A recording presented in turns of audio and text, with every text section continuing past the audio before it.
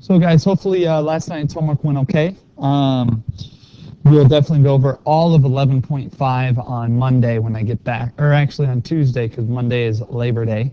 But today is round 2 of 11.5, and it's also round 2 of my laptop training.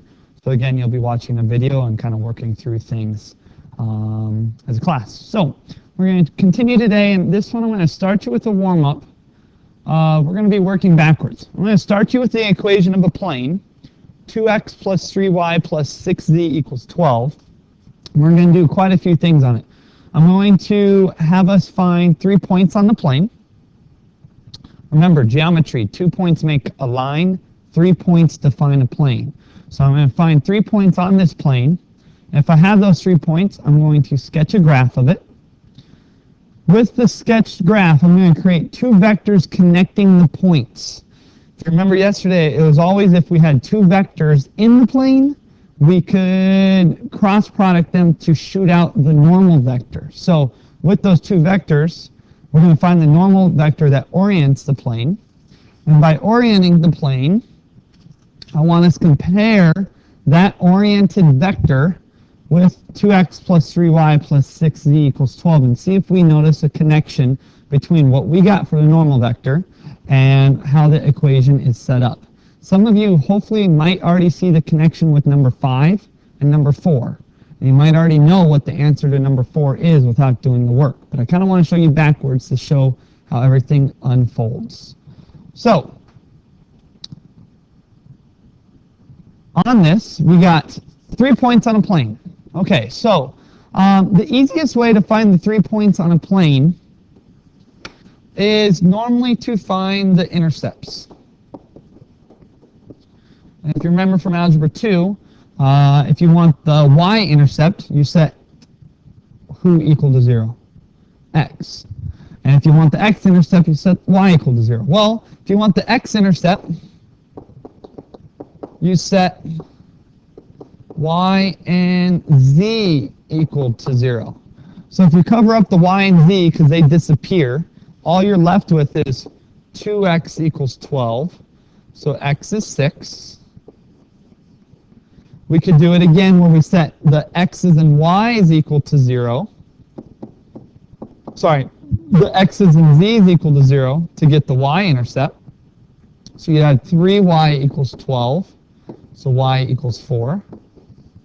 And you can do it one more time for the z-intercept by setting the x and the y to 0. So you got 6z equals 12. So z equals 2. Okay? So with that, we can sketch a graph. Okay? Let's see. Out 1, 2, 3, 4, 5, 6. There's the x-intercept, which would be 6, 0, 0. The y-intercept would be 1, 2, 3, 4, 0, 4, 0. And the z-intercept would be up 2, 0, 0, 2. Okay? So those are 3 points on the plane. And for me, the way I connect is, I'll draw in a different color. I just do that. Now, realize it goes forever in all directions, but I like just to draw the triangle, and you can kind of see it as like a triangle kind of laying on its side, kind of slanted in a corner of a room. But again, it extends forever out. But that's typically the way you see a plane drawn by hand. Okay, so sketching the graph, done. Now it says create 2 vectors connecting the points.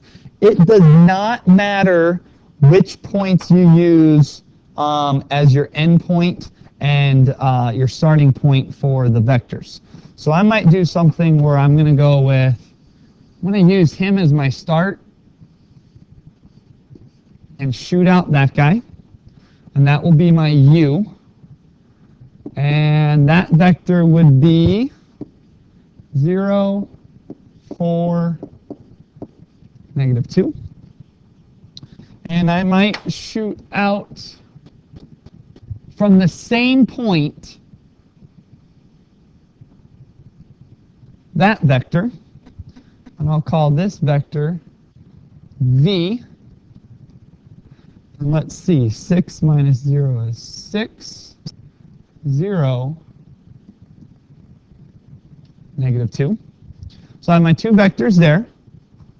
Now it says find the normal vector that orients the plane. Now remember, the normal vector is that pen that shoots out of the book. So with the pen that shoots out of the book, the only way to get that is take the green vector and the purple vector and cross product them. So let's work on the cross product.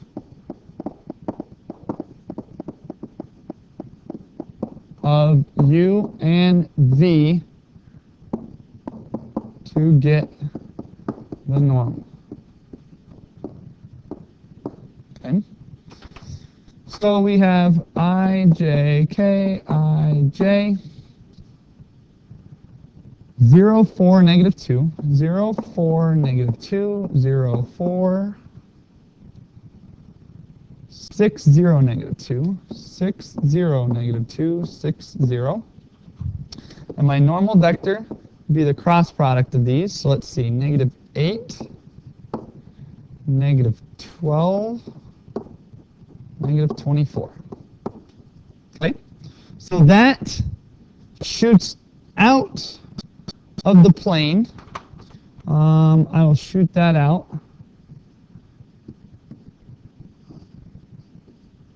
That would be your normal that comes out of the plane. And we had it again as all negatives, if I remember right. Negative 8, negative 12, negative 24. Negative 8, negative 12, negative 24. Most likely with that orientation, since they're all negatives, that n would be shooting kind of actually into the board, which is okay. Because remember, you can have the pen shoot out of the book up top or below the book down low. Okay? So that was number 4, and then 5 says compare the normal vector to the coefficients in the equation. So we have negative 8, negative 12, negative 24 is what we have, and I want to compare it to the 2, 3, 6. Well, let's see if we can reduce this. Reducing, we could keep it all negatives and reduce down, how many 4s go into 8? Negative 2, negative 3, negative 6. Or you could reduce it again, 2, 3, 6, by pulling out the negatives. If you pull out the negatives, that means, again, you shot it up instead of down, or you shot it down instead of up. And hopefully you notice that the 2, the 3, the 6, they came from 2x plus 3y plus 6z equaled, what was our number in this case? 12. So hopefully you see the connection that the normal is buried into the equation of the plane. It's the coefficients of the x's, the y's, and the z's. So that's just kind of rehashing a little bit of what we did yesterday. Okay. So now we're going to add on a couple more things about lines and planes and how they interact with each other. So here I have drawn 2 planes. Think of it as maybe like a book, and I'm opening up the front cover. And so when you open up that front cover, that's that blue plane, and the purple plane on the ground is more of the back cover of the book. Okay? And I want to find the angle between the planes. Okay? So the ultimate angle that I'm really looking for is that angle, and that's the angle between the pages of the book. Well, that angle is the same angle as the angle between the 2 normal vectors of the plane. They're this one and the same, okay? So the angle between the normals is the same as the angle between the planes. And you've already learned how to find angles between vectors. That was earlier in the chapter already, and that's given by the formula I have. So the cosine of theta equals n1 times n2 all over the magnitude of n1 and the magnitude of n2. Now the formula we had back in the day was with u's and v's. Well, I'm just calling them n1 and n2 for the 2 normals of the 2 planes. Okay? So you could easily do something like this example. If I have the plane 3x plus y minus 4z is 3, And 5x minus 3y plus 2z is 8. I made these up. If we wanted to find the angle between the two planes, what you can do is go, okay, well, n1, and just off that last page of what notes that we did, you should know the normal vector already is the coefficients. And n2, again, taking the coefficients. Right? And I can just find it by plugging into the formula. So it's pretty straightforward, where you could go cosine of theta is the dot product of 3, 1, negative 4, dotted with 5, negative 3, 2, all over the magnitude of 3, 1, negative 4, with 5, negative 3, 2. Just plug and chug, okay? As a Calc 3 student, I'm pretty confident you know how to plug and chug and get that angle. So don't worry about really solving that. For your notes, you can if you want going back later. I'm just going to go on to the next page. But the whole key is the angle between two planes is the same as the angle between the two normals. That's the most important part to take from that. This one we'll actually solve because this involves a little bit more. So it says find the angle between the two planes given there. And from that, I also want to find the line of intersection. So I want to find the angle between the two planes. And then I also want to know exactly how they intersect, defining that line of intersection.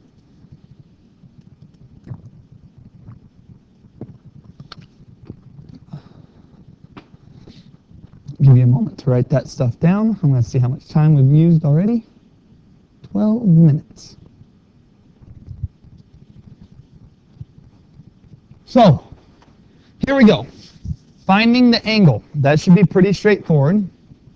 I have here one of my n's is 1, negative 2, 1. And another n is 2, 3, negative 2. And so the cosine of theta is n1 dot n2 all over the magnitudes of each. So let's see what we have here. n1 dot n2, that's going to be 2 minus 6 minus 2. So 2 minus 6 minus 2 all over, let's see, 1 squared plus 2 squared plus 1 squared is square root of 6 times square root of 4, 8, 9, 17. So I have this as negative 6 over square root of 6 square root of 17. Now that's for the cosine part. So let's see what happens with the inverse cosine of negative 6 divided by square root of 6. Oops. By square root of 17. Okay. And this here says my angle is 126 degrees, 0.45. Now, that is one acceptable angle, okay? And you can also come up with another angle. If you think about looking at a top view of these planes, 126.45 is one of the angles. What would be the other angle if you wanted to describe it? Well, if you have that off of a straight line, 180 minus that gets me 53.55 degrees. So you could have also said 53.55 degrees describes that angle. That would have been the same equivalent of using, instead of negative 6, the 6 over square root of 6, square root of 17. Okay?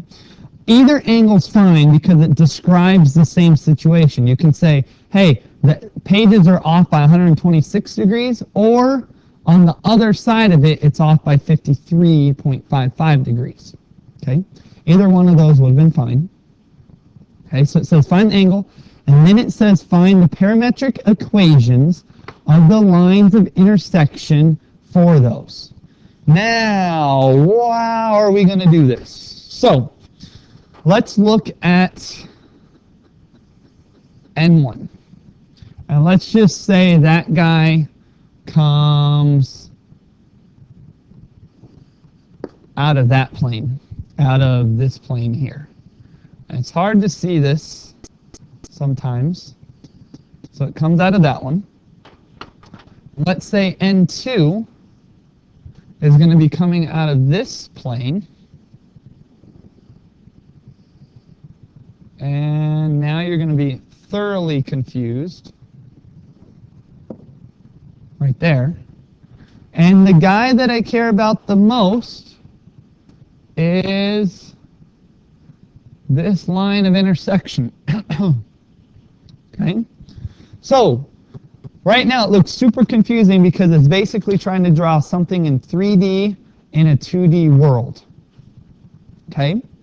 Now that line of intersection, let me ask you this. Is that line in the blue plane? Yes.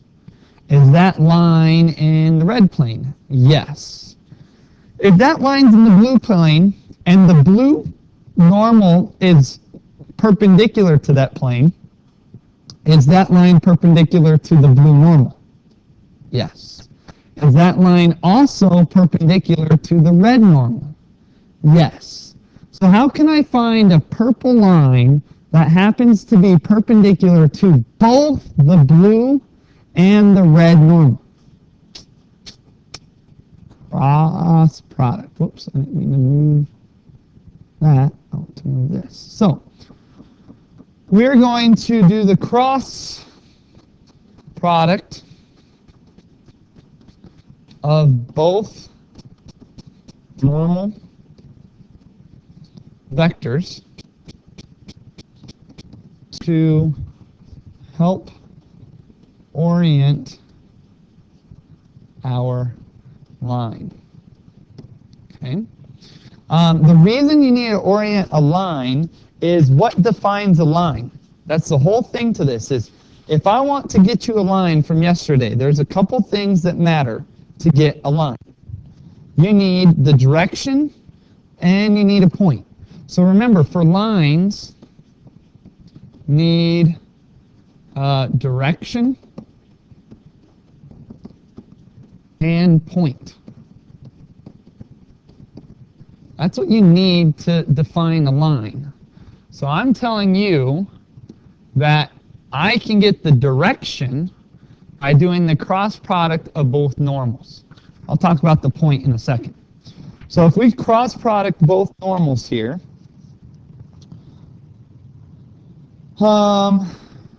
we got I, J, K, I, J, 1, negative 2, 1, 1, negative 2, 2, 3, negative 2, 2, 3. Okay.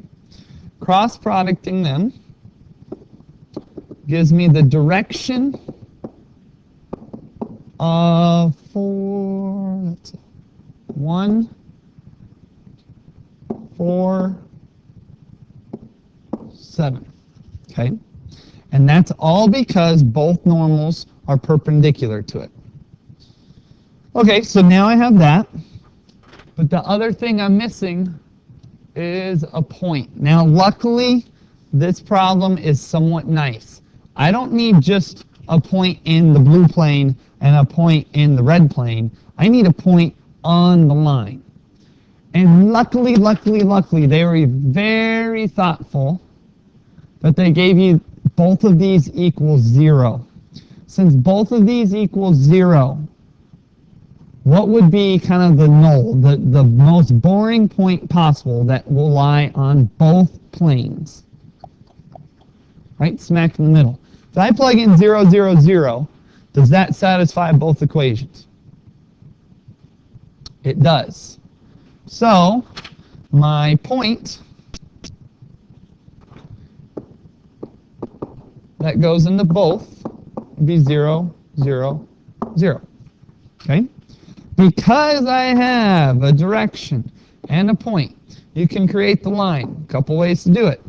You could do this way, which is the parametric way, by saying x equals 0 plus 1t. Y, that looks like a 6. It's supposed to be a 0. X equals 0 plus 1t. Y equals 0 plus 4t. And z equals 0 plus 7t. Okay? And then, reminder, symmetric-wise, you solve for t, which would mean t equals x, which equals y over 4, which equals z over 7. Okay? So we found the angle, and we found the actual line of intersection between two planes.